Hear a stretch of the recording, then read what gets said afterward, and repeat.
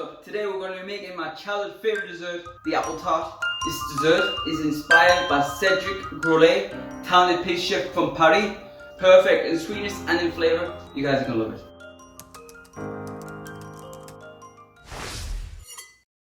Alright guys, first we make the sweet pastry. I'm going to be using my stand mixer for this. Makes life a whole lot easier. You'll need room temperature softened butter. You do not want to melt it. Very important, it's not melted. You should never be making pastry with melted butter. Simply add it to the stand mixer. You're going to cream the butter with some salt, caster sugar and ground almonds until pale. Add in your eggs and vanilla and beat it until it's incorporated. Now add your flour in 2 stages. This will minimize the chances of you overworking the dough. Pastry done. Wrap it up in cling film. Now we're going to put this in the fridge for a few hours to allow it to rest and firm. Today we're going to be using a perforated tart ring. I've lightly greased it with some butter and coated with some flour to make sure the pastry does not stick. This slab of dough will do enough for 2 tarts, so cut it in half. Work the dough out slightly so that the dough becomes more pliable. You're going to want to roll the dough out to 3mm in thickness.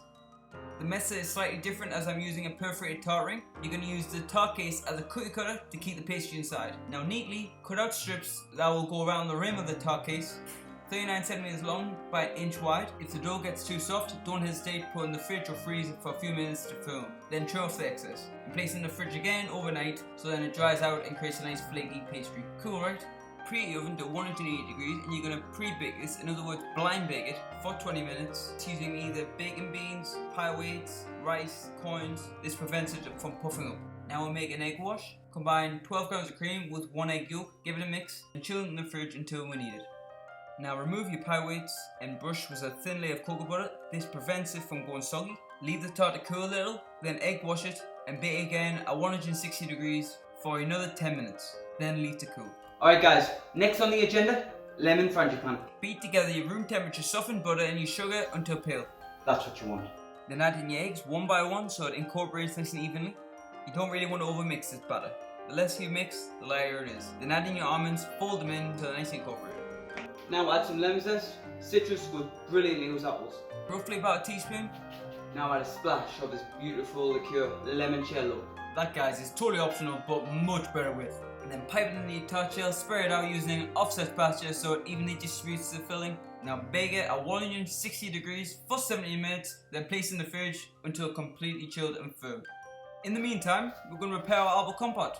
Simply peel and finely dice 7 Granny Smith apples. Now we're going to cook this in a large pan along with some lemon juice, place a lid on it and we're going to technically kind of steam the apples over medium-low heat. You want the apples to have broken down but not completely, you want a bit of texture in there. Transfer the contents of the pan into a clean bowl, cover it with plastic wrap to avoid skin from forming, and place in the fridge to chill or prepare a lemon syrup. Simply combine together your sugar and your water and you're going to heat it up to 103 degrees Celsius. Then remove from the heat and stir in your lemon juice. Now you need 6 to 7 gall apples, cut them in half, neaten the edges up, then remove the core and you're going to slice the apples to 1mm thickness.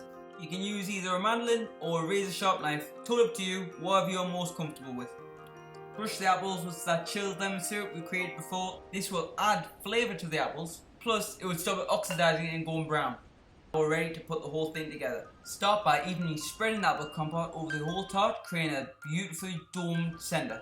Now start arranging the apples flat into a spiral on the tart, just like a snail trail, beginning from the outside, working your way towards the centre. Look at that guys, that looks gorgeous. Almost finished guys. Place 8 to 10 slices of apple depending on the size, one for another. Roll it up to create a flowerboard effect. Place it in the centre of the tart, brush with some melted butter and dust with sugar. Then place it in the oven at 175 degrees for 6 minutes, then chill completely. I hope you enjoyed this one-of-a-kind apple tart episode. Don't forget to drop the like down below and please subscribe to my cooking YouTube channel. Give this a shot and don't forget to tag me on Instagram. I will do it. I know this is a lot of hard work for just a tart, but have you ever heard the saying, no pain, no gain? Take care guys, see you next time. This is incredible. Wow.